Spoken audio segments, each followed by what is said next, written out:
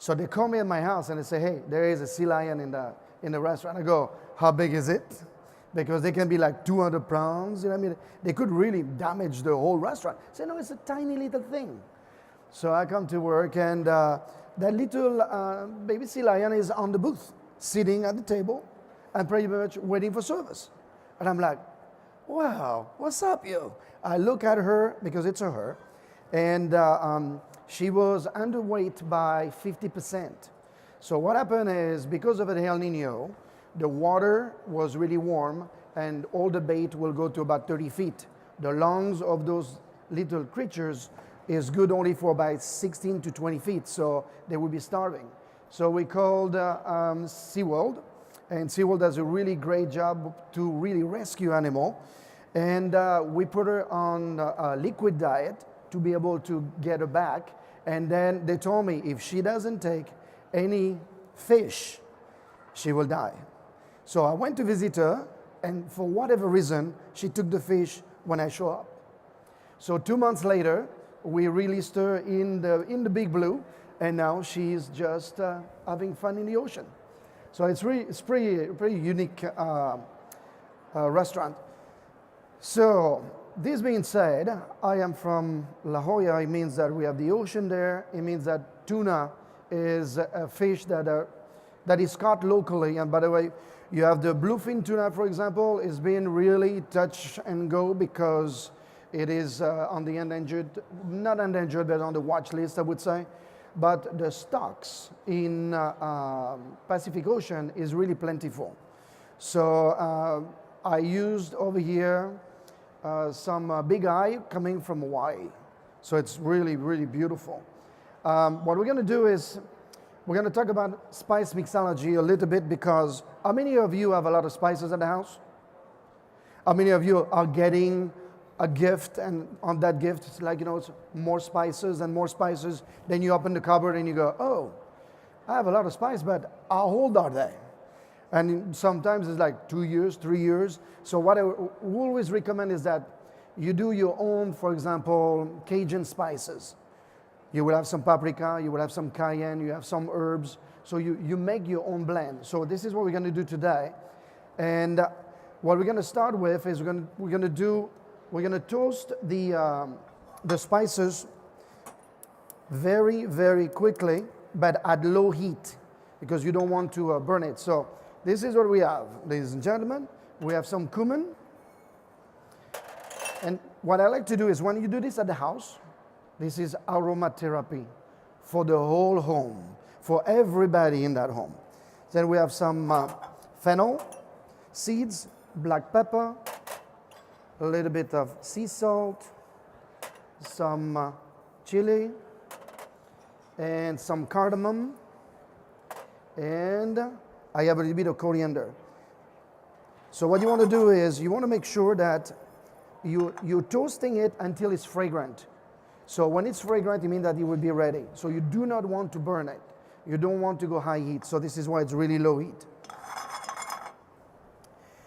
So I discovered this beautiful pot, and this is actually a Dutch oven and is made by the Dutch people. So this is really cool because this is recycled steel, which is really, really, really awesome. And look at this. On this side, you have the dial. So you know exactly how hot the pot is and how you want to simmer your ingredients. So this is what we're going to do. We will start with a little bit of oil, and we're going to make a tomato jam. But we're going to put a little bit of ginger as well. So we put some onions. So the cool thing about this Dutch oven is that it works on all surface. So you can be induction, you can do infrared, you can do anything you want. On gas like this, it's really, really great. We'll add some garlic. Everybody loves garlic? It's a yes. You can make it as hot as you want or as light as you want, so whatever you wish. So I like to have it, I would say, pretty hot. So we're going to mix this together.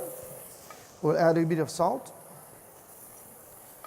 This is a recipe that everybody should do during summertime because this is where you want to preserve the bounty. You want to preserve those beautiful ingredients. And those tomatoes at that time will be so much more flavorful. So this is going well over here. Now, I think I have a guest. Where is my little guest? My little friend, my little sous chef. Where is he? I think he's going to be here in a minute. His name is Henry. So we add our tomatoes. So simple recipe. Some brown sugar, some vinegar. You can do a regular balsamic if you want to, but I like to do it with red wine vinegar. It really tastes much nicer. And to this, we will add our ginger. So what you want to do with the ginger, you want to make sure that, so this is ready. We're going to just leave it alone right now. We're going to cut it into a fine little julienne. So make sure that you have very, very sharp knife.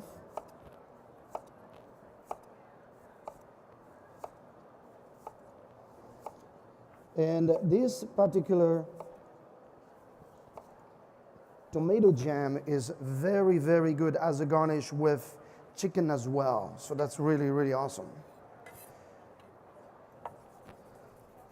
So you make sure that you keep your eyes on the blade at all times. So like this, you don't cut yourself, because you could cut yourself otherwise. So this is going to start cooking really, really, really soon. It's going to be delicious.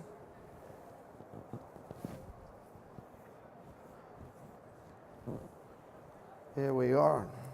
So that's going to start simmering nicely. So I always like to use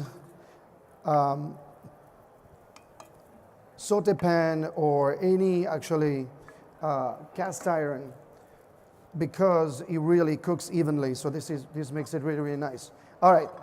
So this is our spices. So everybody has a spice grinder at the house? If you don't, you should. Or what can happen is this. It happened to me one time at my house where I used my coffee grinder and make the spices. Everything was good. A couple days later, friends came home and did my coffee. So they just went, Bernard, what kind of coffee is that? It's so good. It's so different. And I go, it's regular coffee. And I didn't realize until the last minute that, oh yeah, there was leftover spices. So I created my own Starbucks blend. So here we go. So you want to make sure that everything is really pulverized, nice powder. So everything is cooking nicely. The sauce is going to be very different as well. We'll use blood orange, a little bit of garlic, and vanilla. This is almost ready. Got to make sure that it's nice and good powder on it. All right, this is good. Perfect. So this is pretty nice. So I'm going to leave these spices right over here. We'll use it in a little bit to season our tuna. All right, so this is going well. So we're going to cook it pretty fast, so like this you can have that really nice jammy texture.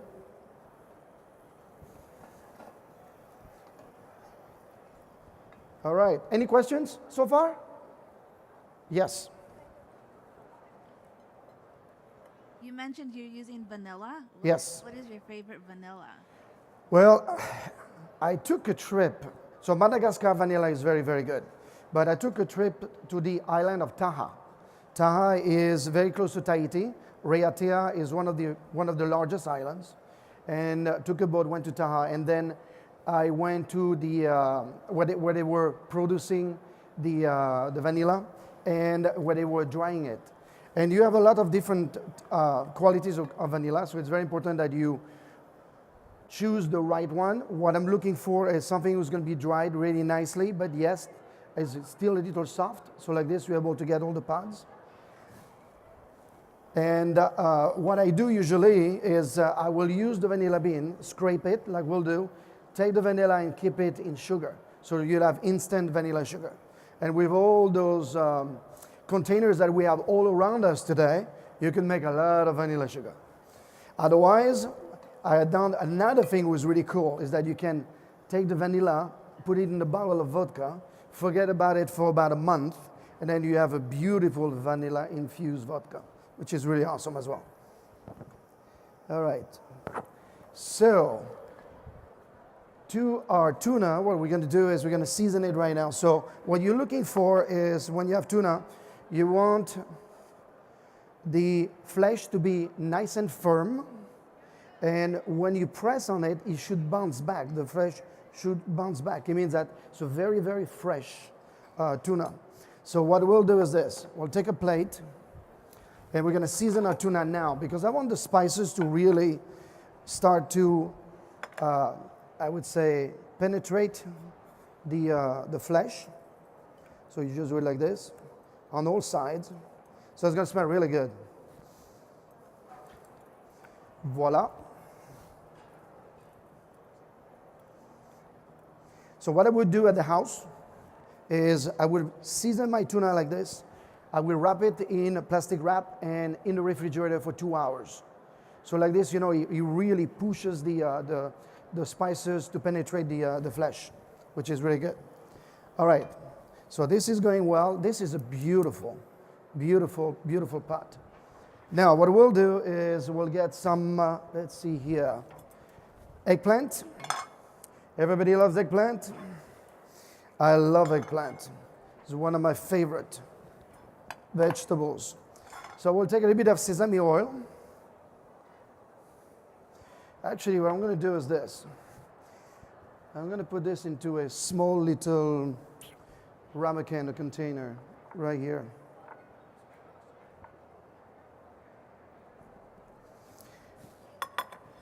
And we're going to pass this around. Can you pass this around, please? To everybody. So like this, you can really, really understand the flavors. Just smell it, that's it. We're not going to use it. Don't eat it, just smell it. All right, so we take some of these beautiful little eggplants here. So you want to make sure that they are sliced exactly the same. So like this, they will cook really evenly.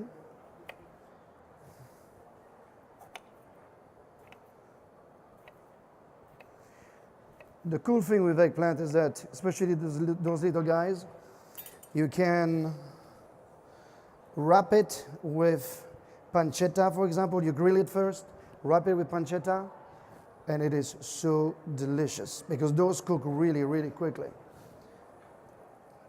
So I'm going to put a little bit of salt on it now. You can salt it in advance if you want to.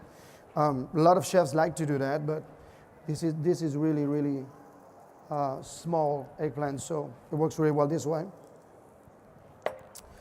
We have this at the restaurant. We serve the eggplant with venison, which works really, really well. All right, can you see this is getting a little bit thicker? Now a little tongue. Voila. Wow. So, no questions. Everybody is very quiet. Come on.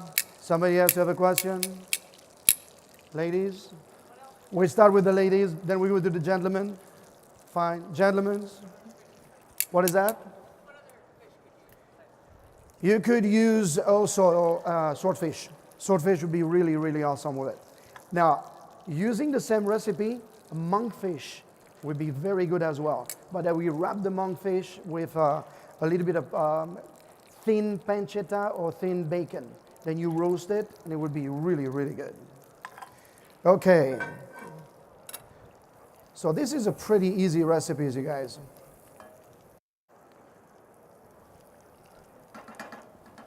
So what I will do now is I'm going to grate some of this orange, and I'm going to juice it, and this will become the base for our sauce. So I like to use blood oranges.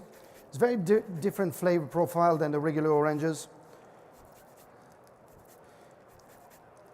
It's a little bit more tangy, I would say, which is very good for the recipe that we're doing today. Just gonna do 2. Look at this, is that beautiful? I love this. Gonna make a really nice sauce.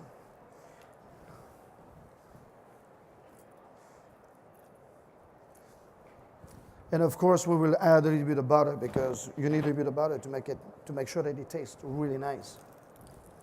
All right, so this is going well over here.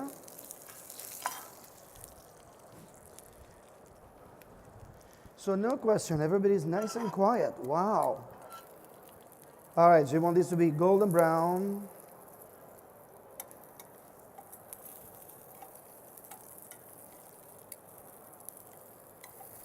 So you see, they really look good.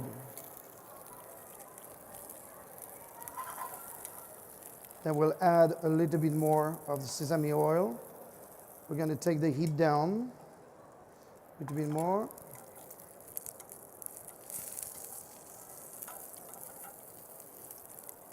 Voila. Bit of pepper.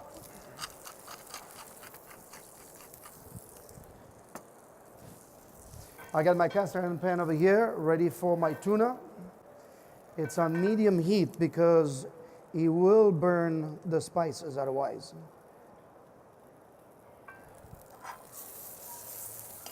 To this we will add a little bit of thyme actually. I think I have some thyme somewhere. Thyme.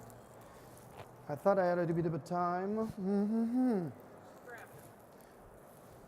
Oh, you know what? It is in the basket. There is thyme in the basket. So we'll add a bit of thyme to this eggplants over here. So we'll use a little bit of grapeseed oil.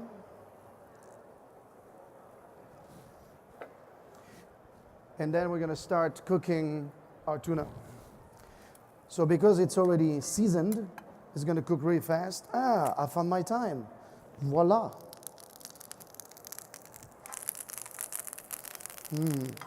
Where are my spices right now?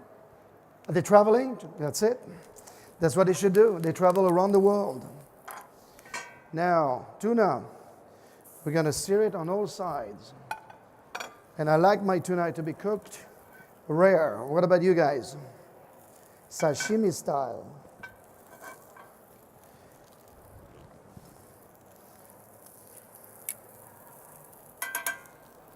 I'll take a little bit of this spices if they are coming back to me. Very good. They're almost back home. And I will add some as well. We'll still add a little bit. I found the thyme. It was on my hand. All right, look at this. Nice, beautiful, beautiful color. Merci. Voila.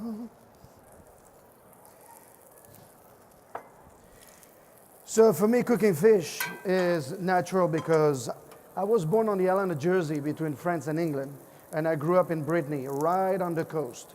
So since I was a little boy, I would go to the market every Thursday to pick up the fish that the local fishermen would be catching.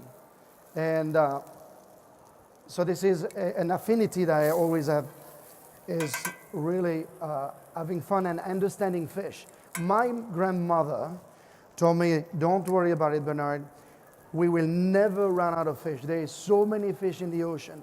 And when you look at our ocean today, is one of the most mismanaged part of the planet. So it's always good for us to try to make a difference and be part of the solution by, I would say, trying new fish. So when you go to the market, try new fish. So like this, you will be able to discover most likely new flavors as well. All right, so this is almost ready. Isn't it beautiful? So as you can see, the important technique is to make sure that you do not burn the spices that you use. So this is looking good. And now we're going to give it a little bit of taste of the islands. So please don't do this in the house. What I'm going to do, don't do it in the house. Don't flambe the house.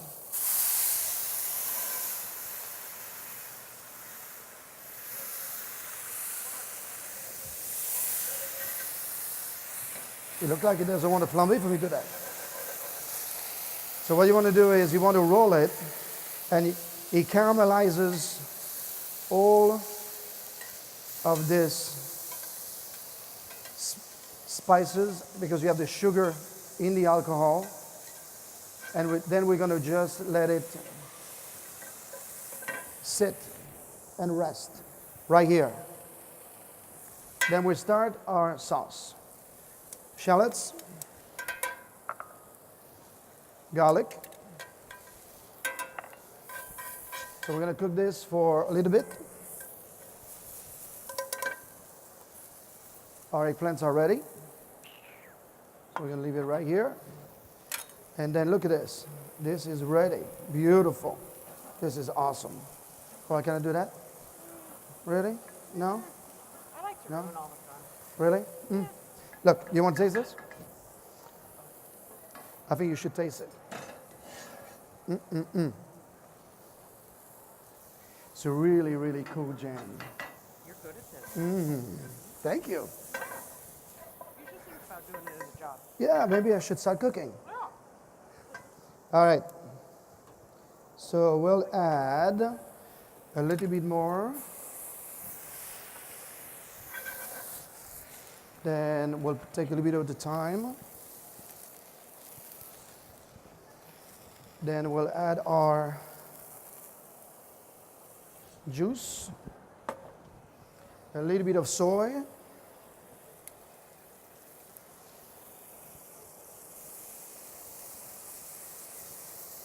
so we're going to reduce this until it's kind of syrupy, and then we will whisk in our butter.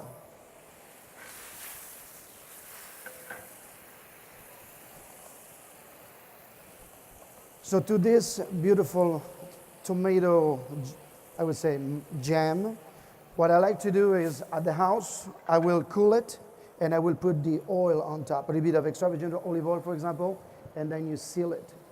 And you have beautiful, beautiful fragrance. All right, we're going to take this down a little bit because it's going a bit fast. Voila. We'll get some little whisk over here. We're going to take our vanilla. So we're going to just cut it in half this way. We're just going to scrape it. It's going to give a really nice fragrance to the dish. Voila. And then we'll add our butter. I'm sure that some of you are like, man, that's a lot of butter. Just a little bit. So what I'll need is a strainer. That would be good for me to have something to strain it. And we're going to add a little bit more. Voila. A little bit more of our orange juice. This is what's great about cooking. Cooking is not like baking. Baking is very, very precise. When you're cooking, you can really have fun with it. You can change a little bit of recipes. Perfect.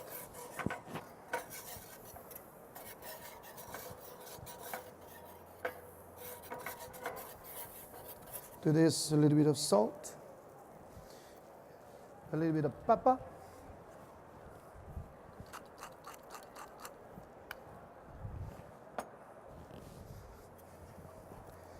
And actually, I'm going to just use this bowl over here because you still have all the zest. It's going to taste really delicious, and we're going to strain it in the bowl. Look at this sauce. It's pretty nice, isn't it? Then you press on the solids, so like this you're able to get all the sweetness of the shallots. Most likely, it would be at my grandma's house. She would say, "You don't throw this away. I want to eat that." But for the sauce, I want a really nice clean sauce. So what I'm going to do is I'm going to put it right here for now. If you want to get it nice and hot. Yeah, we're done. Thank you. Now this is ready. This is awesome.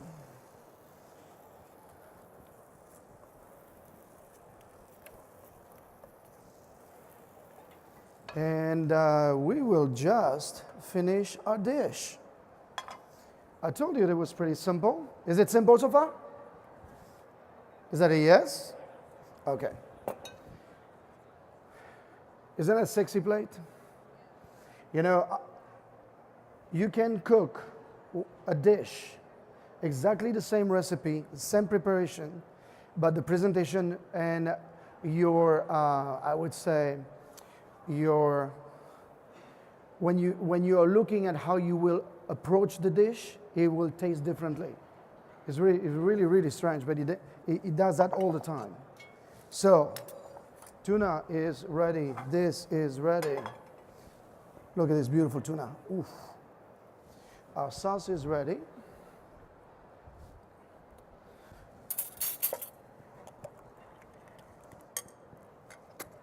Don't forget to taste. Ooh, this is good. Came out really nice. So we take our eggplant.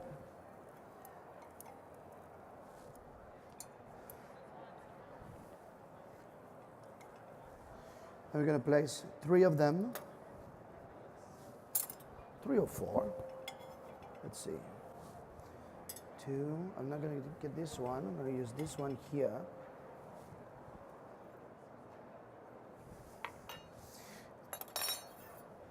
And we'll slice our tuna in half this way. Is that beautiful?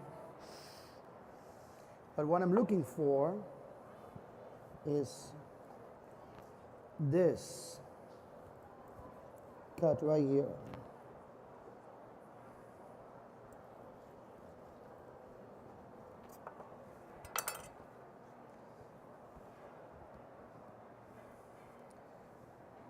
The first thing you do is you eat with your eyes, correct? Then we'll take this beautiful marmalade.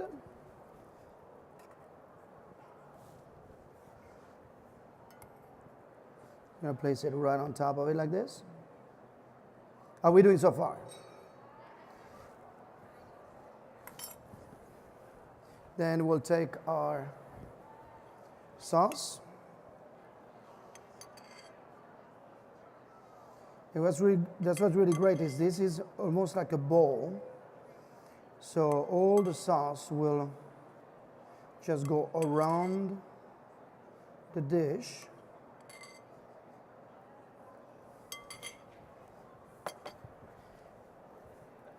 Then we're going to finish it with a bit of watercress that I have right here. This is where the fun starts.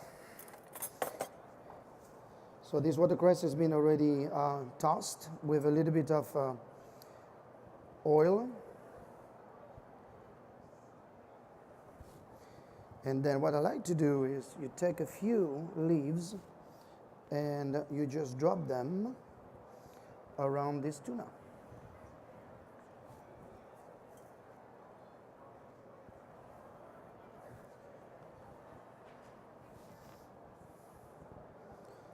And to finish it, we have a little bit of thyme left over here. And you press your thyme right here. Voila! What do you think?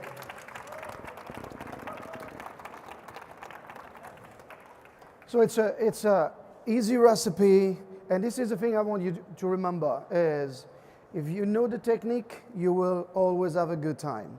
You need to source the best protein. So your tuna or any of your fish have to be just the perfect quality. If you want to learn a lot from when it comes to seafood, you need to connect with your fishmonger. And by connecting with your fishmonger, they will tell you what is in season, what is not in season, and also they know very well the flavor profiles of all of the seafood. So you may be in a mood for prawns, and they will tell you which prawns are the best. So when you look at shrimp, for example, best shrimps are coming from Mexico.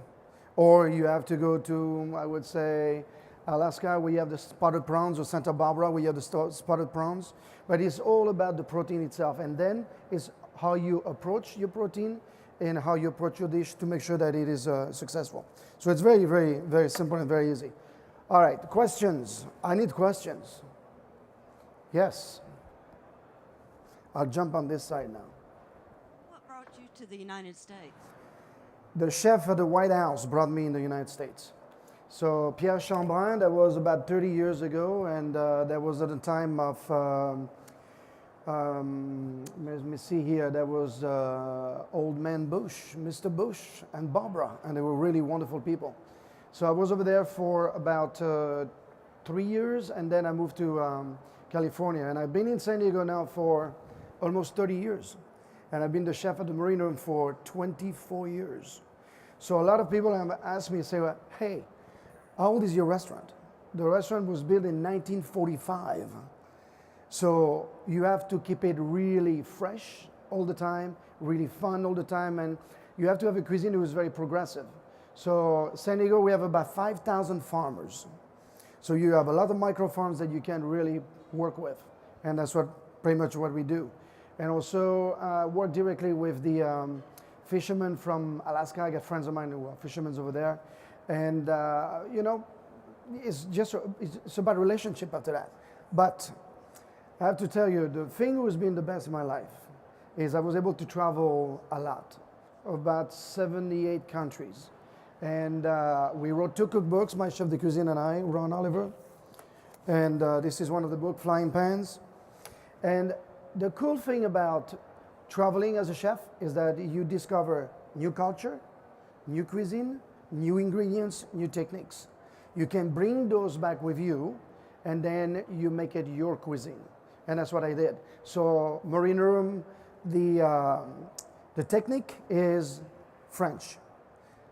That's the platform. And then from that, the rest is, I would say, it's a tapestry of ingredients that I discovered all throughout my life. And it's been really awesome because you bring essence from Asia, essence from India, from South Africa, and from Australia.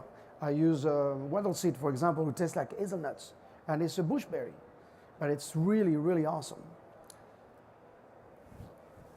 Any other questions? Yes. A fish dish like you just prepared, Uh-huh. how much would that go for in your restaurant, please? Something like this, about most likely, well, it'd be different because like the tuna that I do at the Marine Room is the same ingredient when it comes to quality of tuna, but it's sesame seeds and togarashi crusted. It would sell for about $40 or so. But it's all about, again, the quality of the ingredients. So you look at all my fish that I buy right now, my cost is about almost $30 a pound, but it's the best. So you eat the best when you purchase the best. Any other questions? Well, I have another thing I want to talk to you guys about, because this pot is really unbelievable, and you should stop by. It's booth 3428. And when I say it is made so well, if you look at the bottom of the pan, you have about solid half an inch of thickness. So it means that when you're cooking, it really, really cooks really, really well. And also, you know what they do? They do those aprons over here. So I went over there and I go, oh, nice apron. And they say, chef, it's blue. You have a blue line on your jacket, you got blue eyes, why don't you try it? And guess what? It is awesome. It's all made with leather, so it's really, really cool. You should stop by. So it's a really, really, really cool booth.